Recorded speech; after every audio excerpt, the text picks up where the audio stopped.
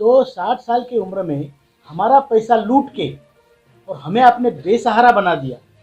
ये कहाँ की नीति है कि हमारी आखिरी लड़ाई है, आर या पार की लड़ाई, अभी नहीं तो कभी नहीं की लड़ाई। हम सरकार को, ब्यूरोक्रेसी को कहना चाहते हैं कि आओ हमारे मौत का तमाशा दे। ईपीएफओ बोलता है हमारे पास पैसा नहीं। भैया, ये हिसाब है, और ये हिसाब हमने सुप्रीम कोर्ट का निर्णय हायर पेंशन के बारे में है कि ज़्यादा पैसे भरोगे तो ज़्यादा पेंशन मिलेगी।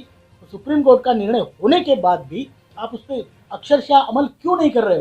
सिंह जी रजावत, राष्ट्रीय सचिव रमेश बहुगुणा जी, राष्ट्रीय सलाहकार पीएन पाटिल जी, उत्तर भारत के मुख्य समन्वयक सुरेश डंगवाल जी, और महिला मोर्चे की चीफ ऑर्गेनाइजिंग सेक्रेटरी सरिता नारखेड़े जी, और मैं राजीव भटनागर, राष्ट्रीय सचिव ईपीएस 95 राष्ट्रीय संगठन। इस बारे में जो हम लोग का आंदोलन चल रहा है उसके बारे में और आगे की क्या कार्रवाई हम लोग करने वाले हैं उसके बारे में हमारे राष्ट्रीय अध्यक्ष कमांडर अशोक राउत जी आपको डिटेल में बताएंगे। कमांडर अशोक। धन्यवाद सर। ये नेशनल एजुकेशन कमेटी या राष्ट्रीय संघर्ष समिति ईपीएस 95 के जो पेंशनर्स हैं, जो पूरे भारत के इंडस्ट्रियल सेक्टर से आते हैं, उनके लिए काम कर रही है। पूरे देश में 27 राज्यों में ऑर्गेनाइजेशन है और जिला स्तर, तहसील स्तर तक काम करते हैं। बहुत बड़ी तादाद में हमारे देश का इंडस्ट्रियल सेक्टर है, जिसमें 75 लाख लोग आज तकरीबन रिटायर्ड है, जिनकी लड़ाई हम लड़ रहे हैं, और 7.5 करोड़ लोग इस स्कीम के मेंबर हैं, जो हर महीने कंट्रीब्यूशन कर रहे हैं।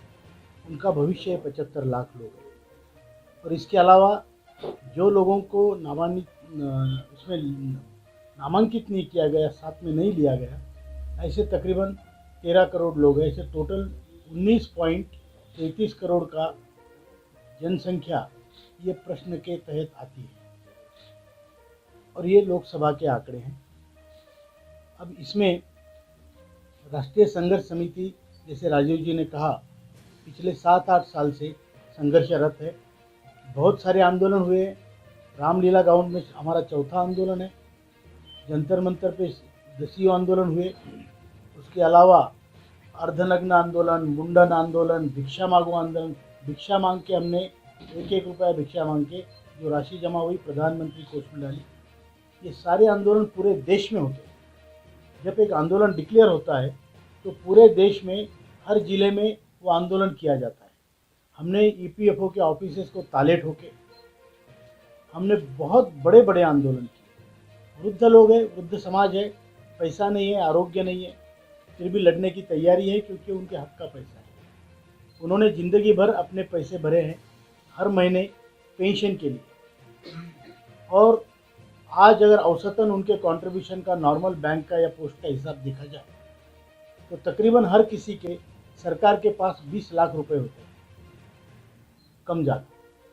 तो 20 लाख रुपए की राशि अगर मैं किसी के पास रखूं और उसके एवज में आप मुझे बोल दो 20 लाख कभी वापस नहीं होंगे, 20 लाख कभी वापस नहीं होंगे, और 20 लाख का ब्याज भी हमें नहीं दिया जाएगा। हमें क्या दिया जाता है? औसतन पेंशन पूरे हिंदुस्तान में इंडस्ट्रियल वर्कर्स की है 1171 रुपया। तो 1171 रुपये में 60 साल की उम्र के बाद आप किसी को कहो कि आप और आपकी बीवी इसमें जियो, मेडिकल फैसिलिटी नहीं है, गवर्नमेंट की कोई फैसिलिटी नहीं है, क्योंकि ये पेंशनर है। तो 60 साल की उम्र में हमारा पैसा लूट के और हमें अपने बेसहारा बना दिया। ये कहाँ की नीति है? इसके खिलाफ हम लड़ रहे हैं। पूरे देश से आज वृद्ध समाज एक हुआ है, पेंशनर समाज एक हुआ है, ज्येष्ठ नागरिक एक हुए और अपने हक के लिए लड़ाई लड़ रहे हैं। इसमें ना कोई जात पात है, ना कोई धर्म है, ना कोई पॉलिटिकल आइडियोलॉजी है। हम सब बिना पॉलिटिकल लीनेज के काम कर रहे हैं, एक सोशल वर्क कर रहे हैं।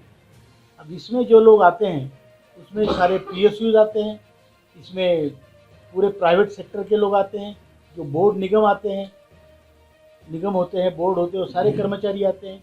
यहाँ तक कि आप मीडिया वाले भी इसमें आते हैं।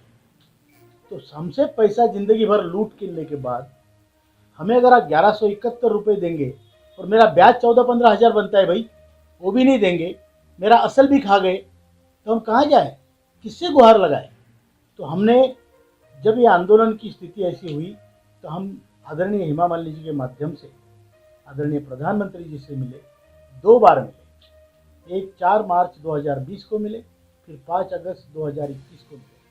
आधा घंटा उनसे दोनों बार चर्चा हुई। उन्होंने हमें आश्वस्त किया कि तुम्हारा प्रश्न जेन्युइन है, मैं तुम्हारे साथ हूँ, मैं तुम्हारा काम करूँगा। लेकिन हमारी समस्या ये है कि ये कोई आम समस्या नहीं है कि जो डिले हो सकता है।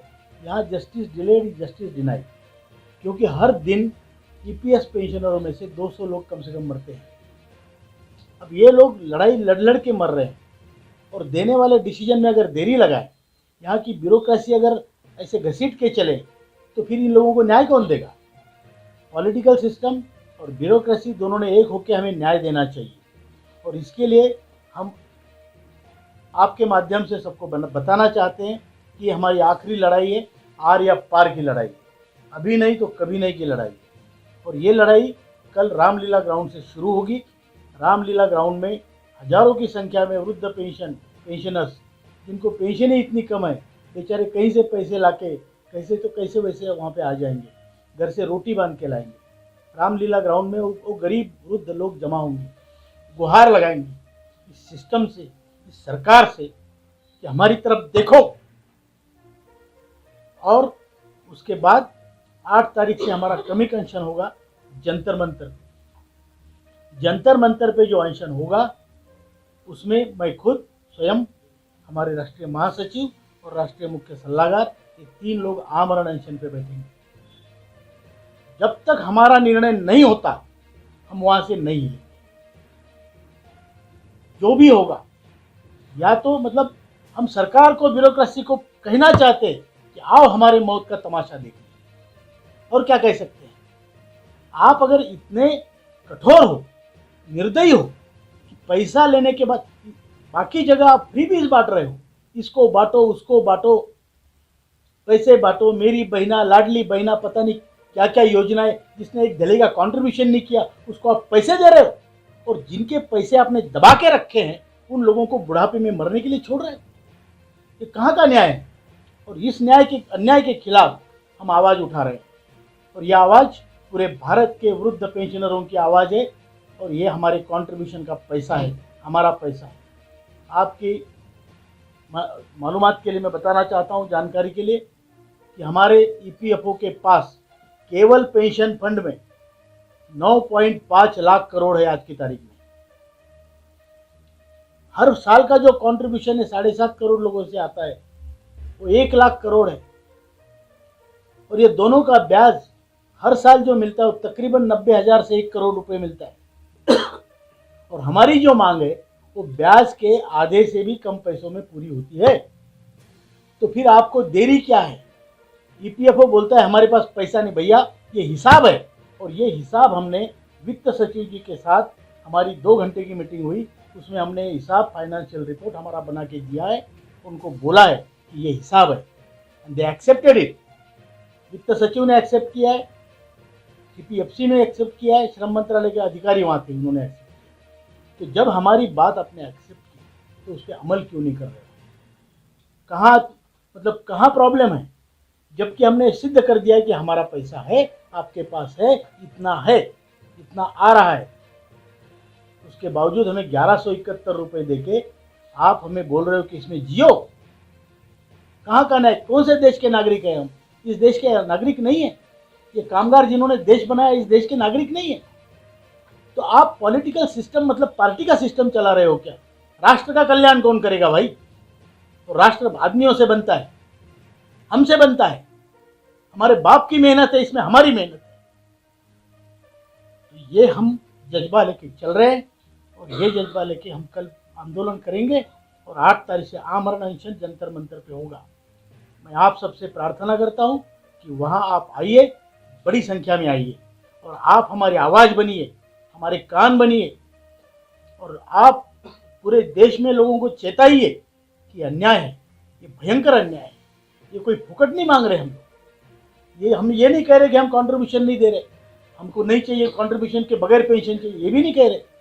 हम ये कह रहे हैं कि हमारा पैसा है, आपके पास है, हमारा जो बनता है उतना दे दो, उतना नहीं बनता तो कम से कम हमारी जो मांग है 7,500 और महंगाई भत्ता दे दो, 2 वृद्धजीवों को जीने लायक पेंशन दो। उसके साथ हमें दोनों को, मियाँ बीवी को, मेडिकल फैसिलिटी दो।